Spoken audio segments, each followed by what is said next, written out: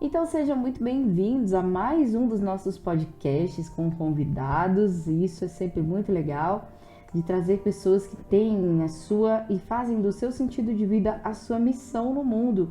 Tudo bem que nós já passamos do mês das missões, mas é sempre muito bom trazer pessoas que agregam muito para a nossa vida.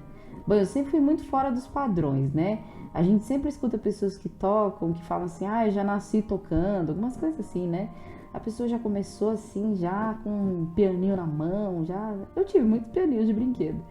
Mas eu acho que os meus pais, eles nunca se lembram dessa história, mas eu sempre me lembro. Eu devia ter uns 6, 7 anos e eles me animaram muito. Nós íamos numa escola de música e caramba, eu fiquei super feliz e tal. E eu lembro que a gente foi, e eu não sei exatamente o que eles ouviram, que depois eles falaram que eu tinha que esquecer esse negócio de música. Me deram um piano de brinquedo. Eu sempre fico pensando assim, meu Deus, se naquela época eles tivessem insistido, hoje eu tocaria muito bem. Mas Deus tem os seus propósitos, tem o seu tempo na nossa vida. Lá para os 13 anos eu ganhei meu primeiro teclado. E aí, né, sem saber de nada como funcionava, comecei a aprender a tocar. Mas, né, a adolescência, a rebeldia, aquela coisa toda, passaram por mim, fizeram história, né? E aí eu larguei o piano, fui pro violão, larguei os dois, fui mãe. E aí, depois de muito tempo, eu tinha criado um método todo errado de tocar teclado, piano e afins. E uma das melhores coisas que me aconteceram foi conhecer uma pessoa que eu vou ter a honra de entrevistar hoje, que é o Celso Trindade, meu professor de piano, o cara mais paciente desse mundo. Embora o contato dele seja hoje, até hoje, salvo no meu celular como Celso Sax, e aí ele vai explicar por quê, o cara toca muito bem, tem uma paciência. E não só isso, né? Ele criou todo um método para a gente poder estudar juntos e tem feito eu dar passos, tem compreendido os meus momentos, né? A gente, depois de uma certa idade, não tem tempo, tanto tempo para se dedicar, mas ele sabe compreender todas essas coisas. Então, Celso, seja muito bem-vindo, você se apresente aqui para nós. É uma alegria ter você aqui com a gente. Muito bem-vindo. Olá a todos os ouvintes. Angélica, uma querida. É um prazer poder estar com vocês aqui e compartilhar um pouco, né, dessa vocação, desse chamado de ser professor. E vamos lá contar um pouquinho da nossa história e até o momento onde nós nos conhecemos, né? Eu sou, eu tenho 37 anos. Acabei de completar agora no último sábado, 37 Parabéns! anos. Sou pai de um filho, sou casado, tenho outro que já está aí no forninho há 4 meses já. Bendito seja Deus. Um filho e E meio, por enquanto. é um filho e meio. E seguimos aí em frente a esse grande chamado que é ser professor, na vocação de ser um professor aí desde os meus 15 anos eu trabalho com aula de músicas. Tentei outras coisas, mas a música sempre me escolheu. Bendito seja Deus, né? E aí você tem a sua formação em música, né? Conta um pouquinho pra gente da tua formação. Eu acho que você foi daqueles que já nasceu tocando, né? Me conta aí. Ah, não, na verdade não. Eu tenho uma história inusitada sobre como a música começou na minha vida, né? Uhum. Ah, quando eu nasci, meu pai tocava saxofone Olha. e, e é uma coisa muito engraçada que todas as vezes que o meu pai tocava, depois que eu nasci, eu sempre chorei muito.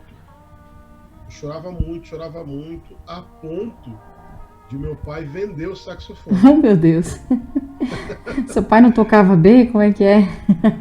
Então, eu não sei, pelo que me falam, ele tocava bem, mas ele tocava e eu chorava muito, a ponto de ele vender o saxofone, parou de tocar o saxofone. Oh, meu Deus. Meu pai se separou da minha mãe, nunca mais tive contato, né? Desde os 5 anos, eu nunca mais tive contato com meu pai.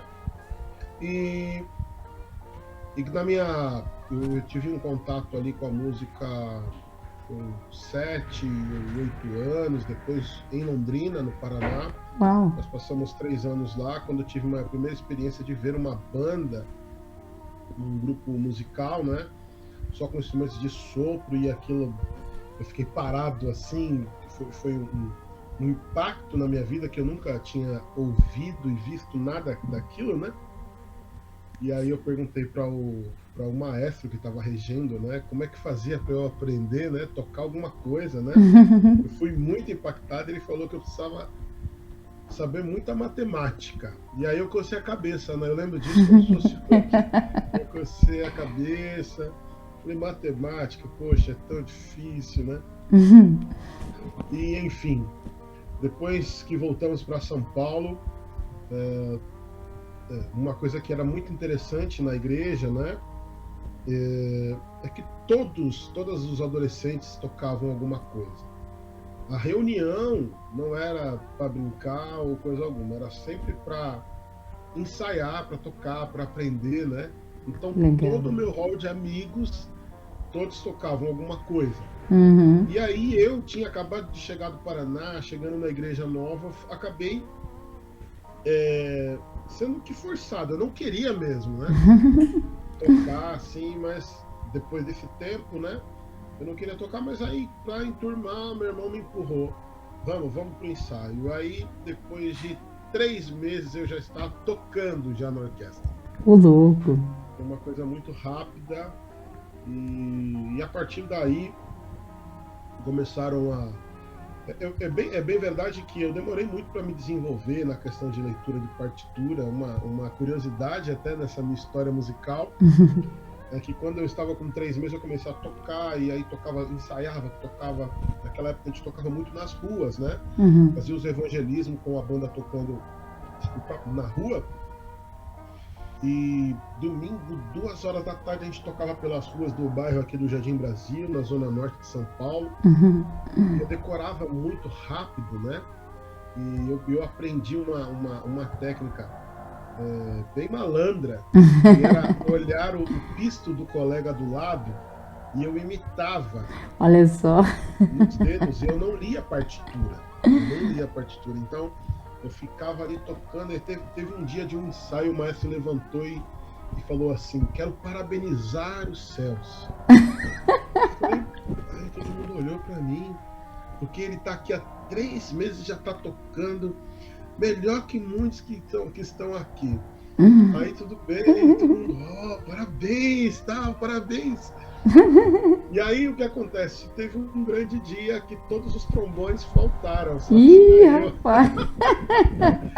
E aí você sabe o que não aconteceu, né? Né? Não aconteceu nada. Não conseguiu tocar. Não conseguiu tocar nada. E aí eu tomei uma bela de uma bronca do maestro, né? Puxa, e naquela época você já tocava o sax? Não, tocava trombone. Trombone. Uau! Essa questão, o sax na época era o instrumento a ser conquistado. A igreja sempre tinha vários instrumentos, o sax gênesis, que é um instrumento de sopro como um trompete, ele se chama sax gênesis. Depois tinha trombones de pistos, trombones de vara, trompetes, clarinetes. Lindo, hein? Só que todo mundo queria tocar sax, então para esperar, para até chegar no sax, deveria ter algumas desistências, né? Então você tocava trombone, aí quando esperava alguém que parava o sax, sobrava um sax, a gente tentava, tinha outras pessoas na frente, né? E nunca chegava a minha vez, nunca chegava. E nisso eu passei pelo trombone, pelo trompete, pelo clarinete. Passou por todos. Eu passei por todos os instrumentos. Até, infelizmente, um irmão falecer. Ô, louco! Né? O José Estevão, se não me engano. Meu irmão Medeiros. Nossa. Ele faleceu ou saiu da igreja e sobrou um sax tenor para mim. Eita. E aí chegou a minha vez de tocar o saxofone. E depois disso eu entrei, fui, na época chamava o LM, né? Sim. Que hoje é a... Tom Jobim, né? E Tom Mesp. Jobim. E ali eu consegui entrar. Quantos anos você tinha na época que você entrou? O pessoal entrava jovenzinho, né? Eu acho que com uns 14... Acho que com 14 anos eu entrei. Mas eu entrei na ULM até antes do saxofone, porque eu fiz clarinete primeiro.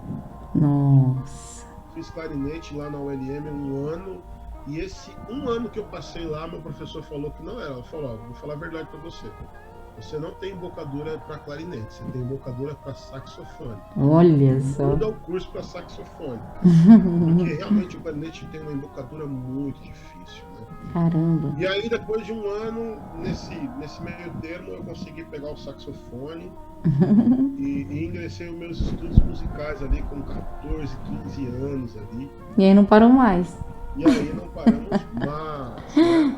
E como que você foi parar no piano? Porque você toca violão maravilhosamente. Piano, eu não preciso nem falar nada, né?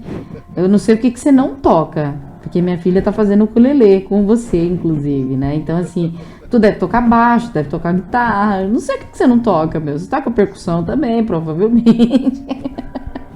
Bom, os instrumentos de percussão são o que eu menos tenho, assim, afinidade, aptidão. Embora toco bateria, dou aulas de bateria, Legal. improvisação de bateria, percussão também, toco pouco.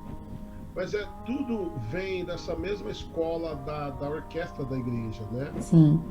Você passava por vários instrumentos. E aí eu comecei, o primeiro instrumento harmônico a tocar foi o violão. Legal. Né? Porque eu comecei a aprender, porque amigo começou a tocar uma música, aquela música do Titãs. Na época tinha um programa na Globo e eu gostava daquela música, é cedo ou tarde. Eu vou te contar uma curiosidade. Essa foi a primeira música que eu tirei do ouvido.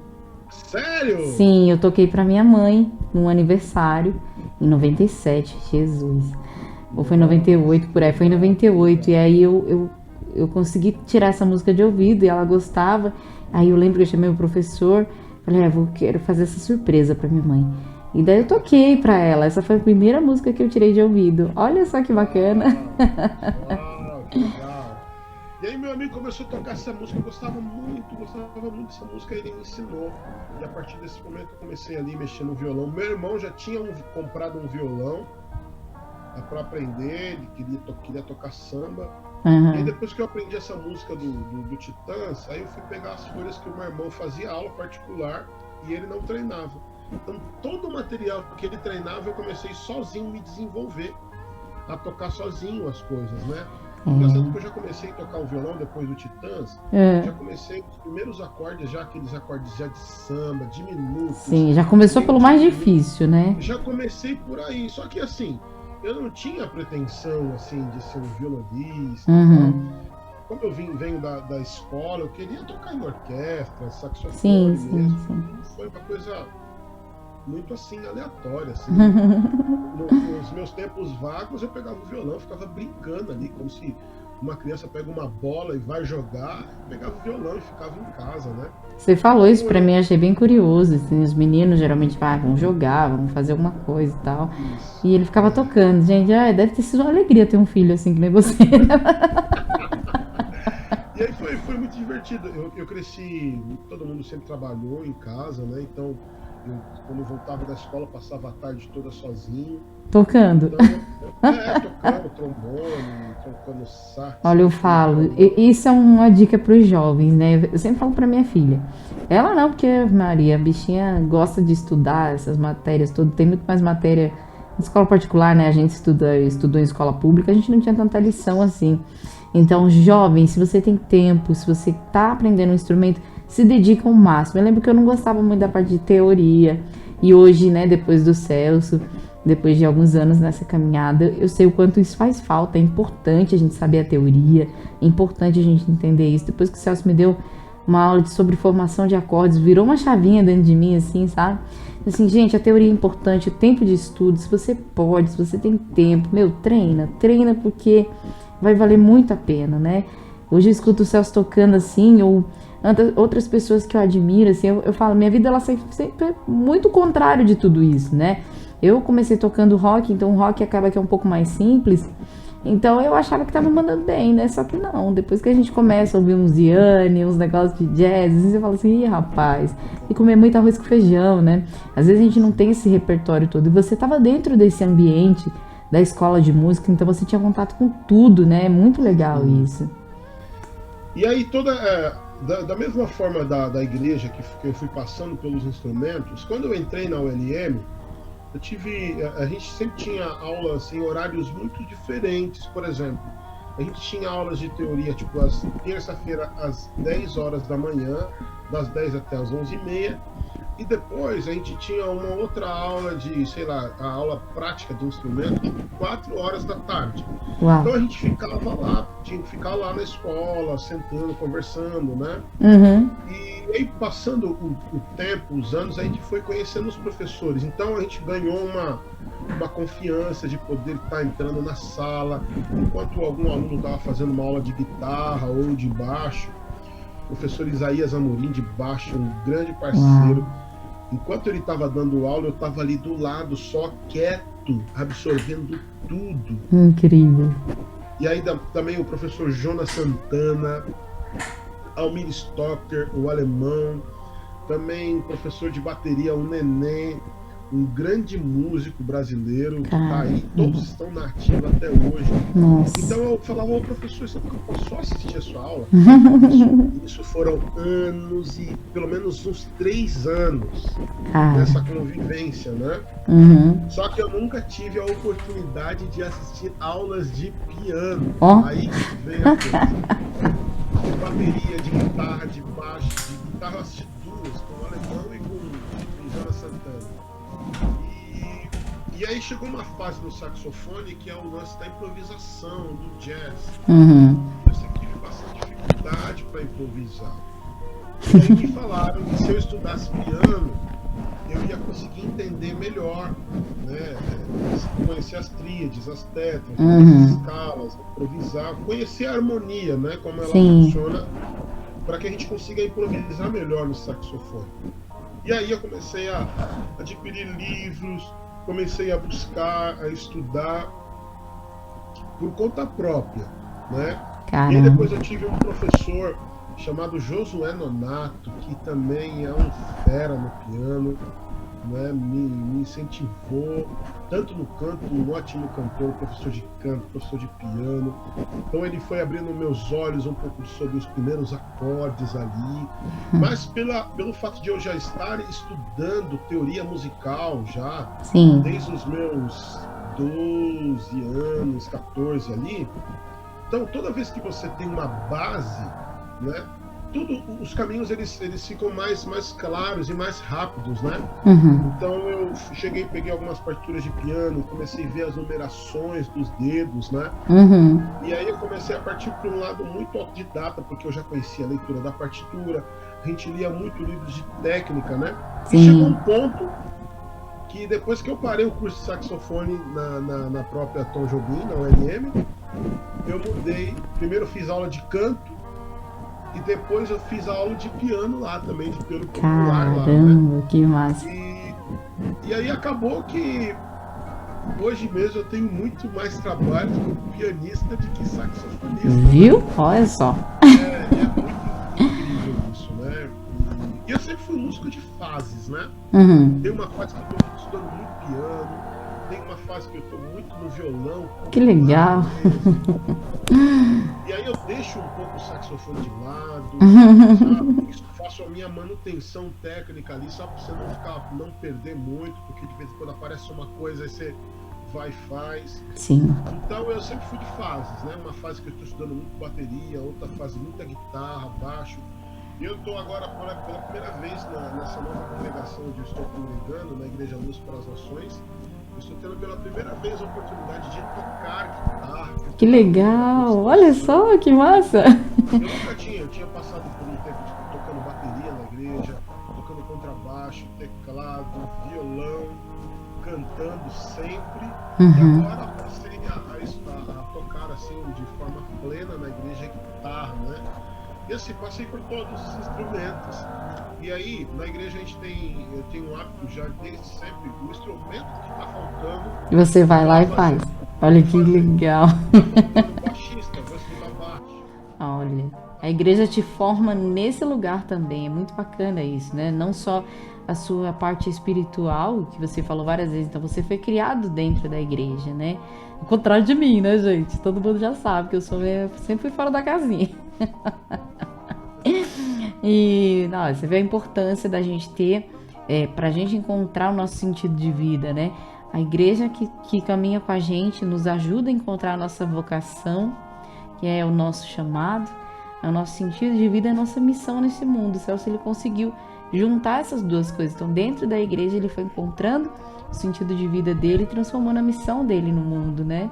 Muito bonito ver essa história toda. Eu sempre fico muito impactada com as pessoas que passam por aqui e que trazem um pouco de suas histórias, seus testemunhos. Você tem uma história aí, né? O seu testemunho até com a sua família, suas lutas aí, que não são fáceis, e você tem se mantido muito firme. E toda vez que eu passo por alguns momentos difíceis, né? Principalmente quando eu tive Covid, por exemplo, você me deu muita força, né? Tipo, olha, você é a sua missão, então Deus, ele vai cuidar de você e você vai conseguir voltar a cantar. E o Celso tem passado aí por uns desafios, né, na vida, e jamais eu vi o Celso aí murmurar, reclamar, enfim, porque ele sabe que tudo faz parte dos propósitos de Deus, né? Hoje você é pastor também, não é isso?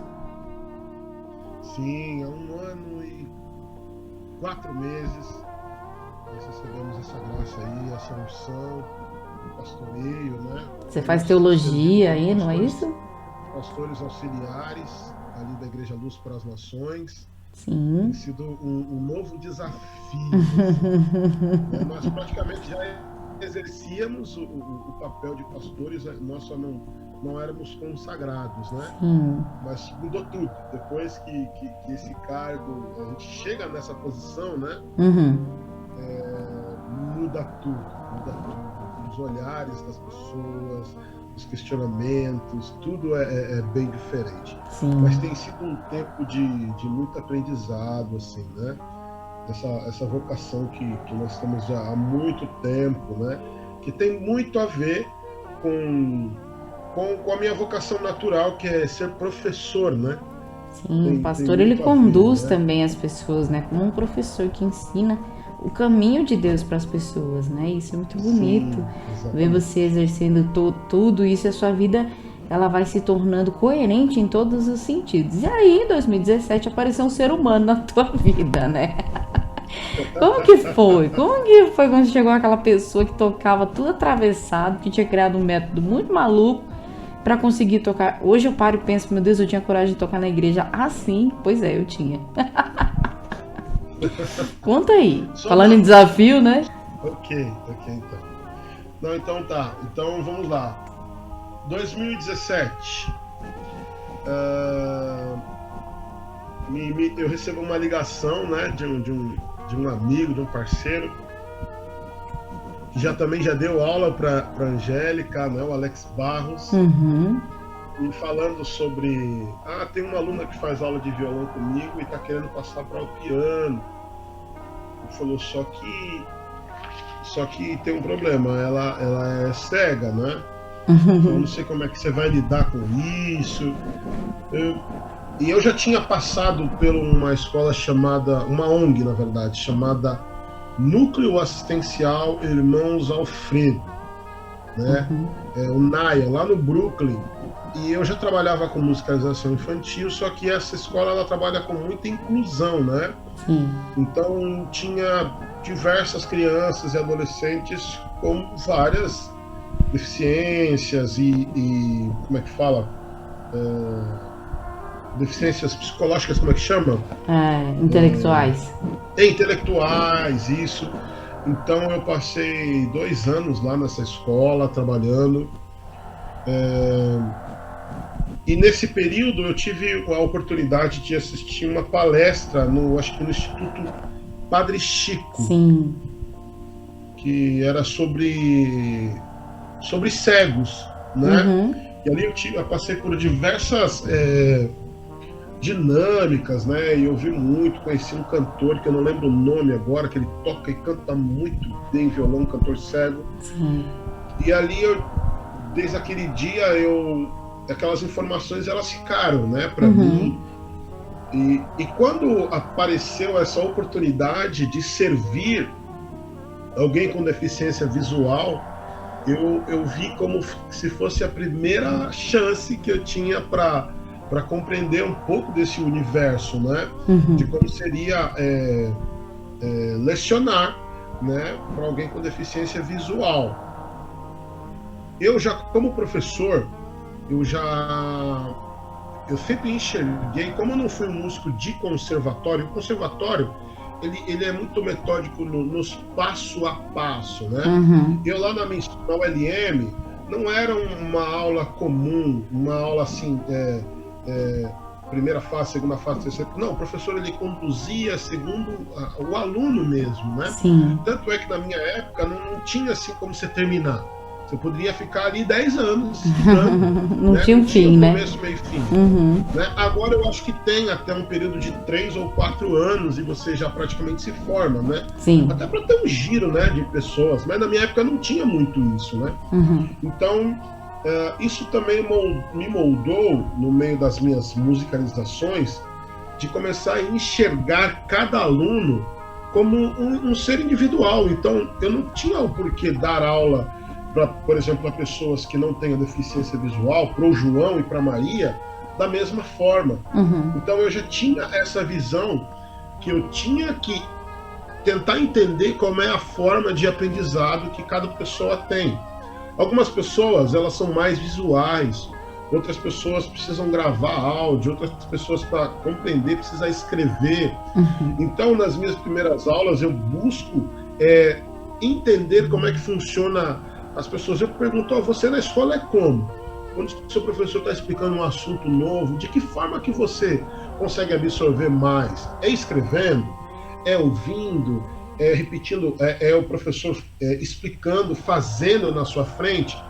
Então, eu sempre tive nas minhas aulas essa preocupação, né? É claro que numa aula em conjunto, isso não é tão efetivo. A gente tem que meio que dar os passo a passo ali.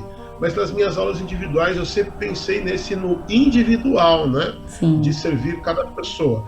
E quando eu iniciei os estudos com a Angélica, foi a mesma, com você, né, querida? Eu já fui por esse lado, fui tentar entender o seu conhecimento, o que você fazia, de que forma que você fazia algumas coisas bem de ponta cabeça, né? Que você criou a sua forma de tocar, né? Você não teve oportunidade de começar, talvez com um professor que tivesse uma base mesmo, ou uma preocupação de ti, porque o cego, assim como qualquer outra pessoa, ele tem que aprender a tocar da forma normal, não tem que adaptar. Né?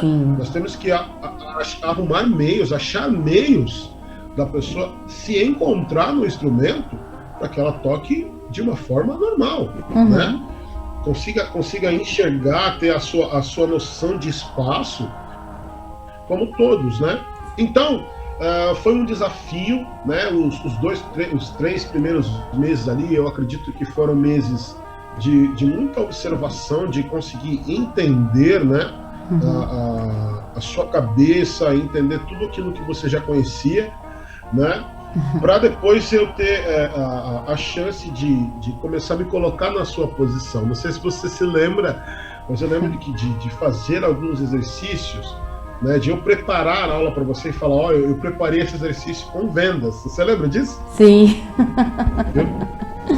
Eu colocava uma venda e para eu ter a mesma sensação que você tem espacial, embora que nunca é a mesma coisa, porque eu posso tocar no escuro tranquilamente, eu sei onde estão todas as notas, né?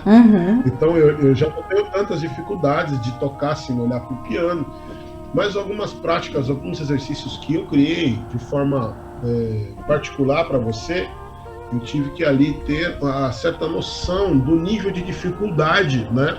Então no começo foi um pouco difícil, mas ao longo do tempo nós fomos nos encontrando e chegando a um resultado muito satisfatório,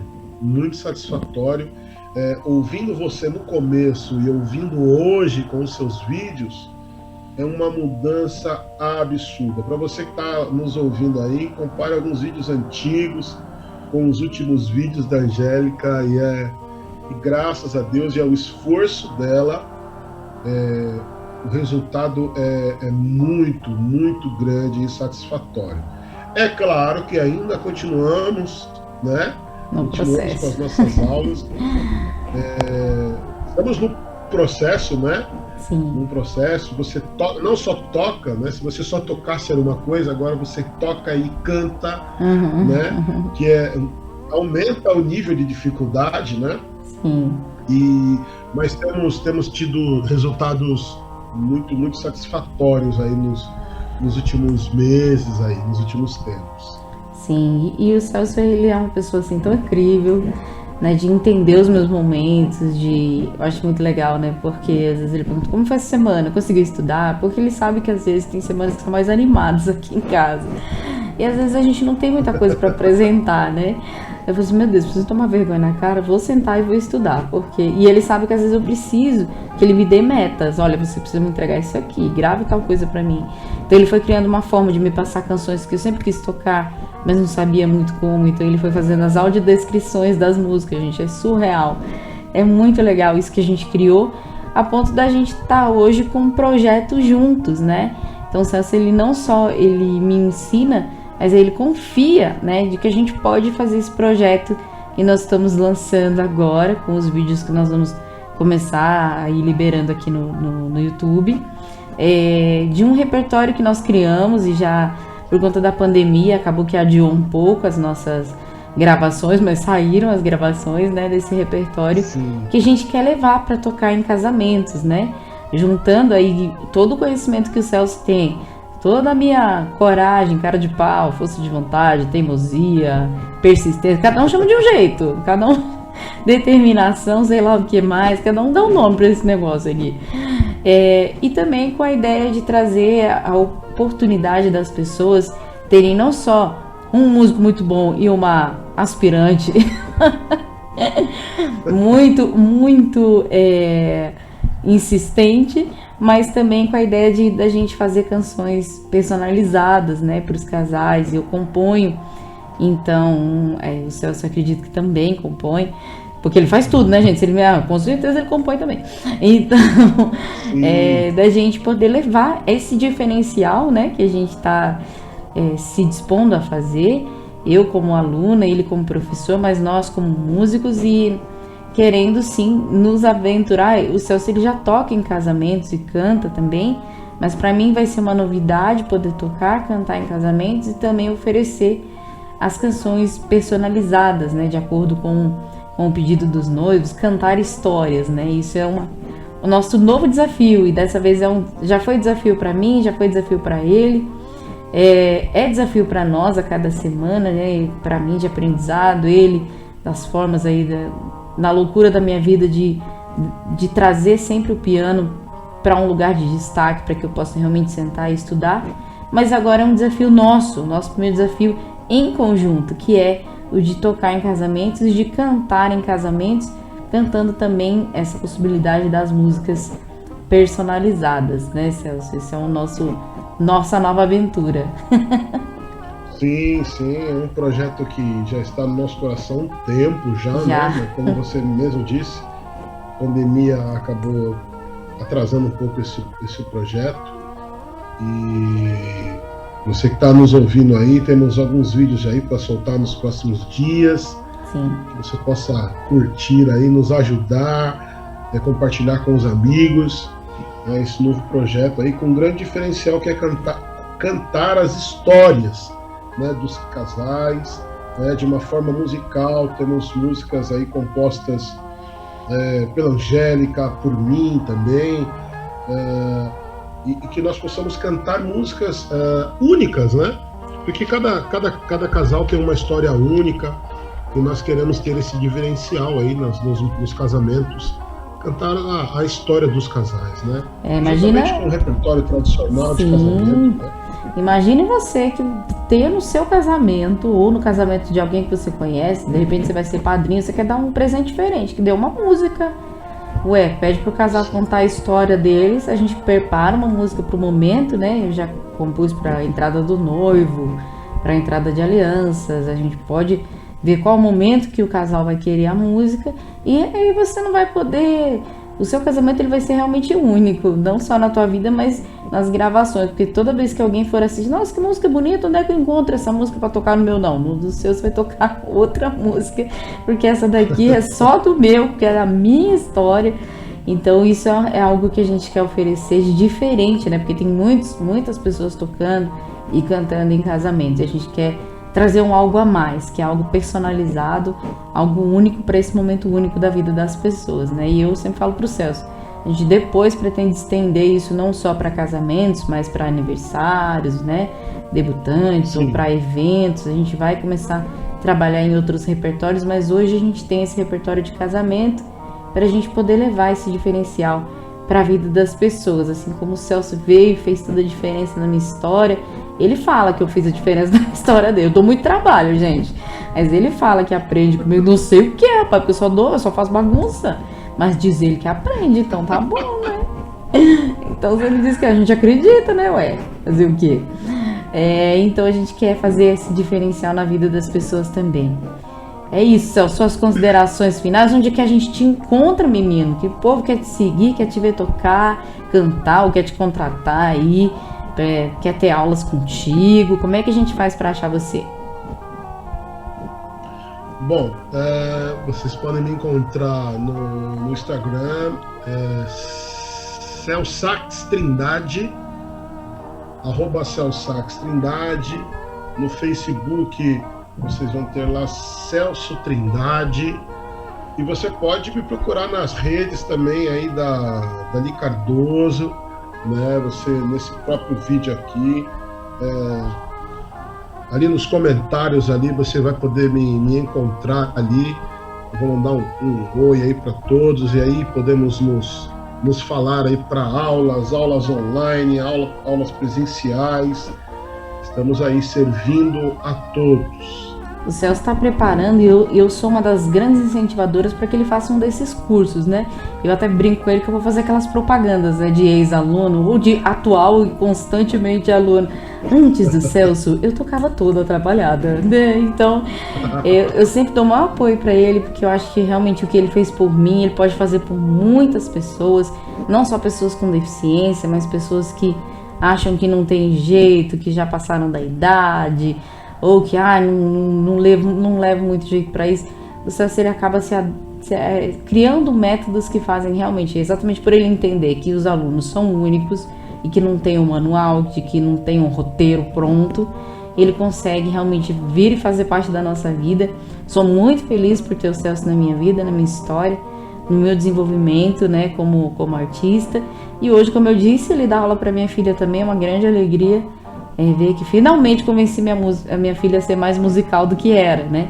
E ele tem feito parte dessa história também. Eu fico muito feliz mesmo. E muito musical, muito musical. Pois é, eu achei que não era e tá indo bem, graças a Deus. Hoje ela tava tocando minha música, fiquei toda orgulhosa, né, gente? Pois então, Celso, eu queria te agradecer por você ter tirado um pouquinho do seu tempo. Eu vi que você teve um evento aí ao longo do final de semana todo, deve estar cansado, tá enfrentando aí essa diabetes que veio aí te dar uma visita, né? Mas tá tudo se organizando, vai ficar tudo bem. Vamos rezar sempre pela sua vida, pela sua missão, pelo seu sentido de vida, pela sua missão no mundo, pela sua família, né? Pela sua esposa, seus filhos, para que vocês sejam cada vez mais sinais de Deus na vida das pessoas, como vocês são aqui para nós. E o filho dele, gente, é um arraso, já toca também, a esposa dele canta muito bem. É uma família bem-aventurada, gente. Eu sou muito feliz de tê-los por perto, de fazerem parte da minha vida. Deus te abençoe muito, Celso. Muito obrigada pelo seu sim, por partilhar um pouquinho da tua história com a gente. E, gente, procurem ele, que vale muito a pena. Deus te abençoe, viu, Celso? Muito obrigado. Eu quero só terminar com uma frase ou com um conselho. Queridos, vocês podem, nesse tempo de pandemia, de muito medo, vocês podem procurarem muitas respostas em muitos lugares, né?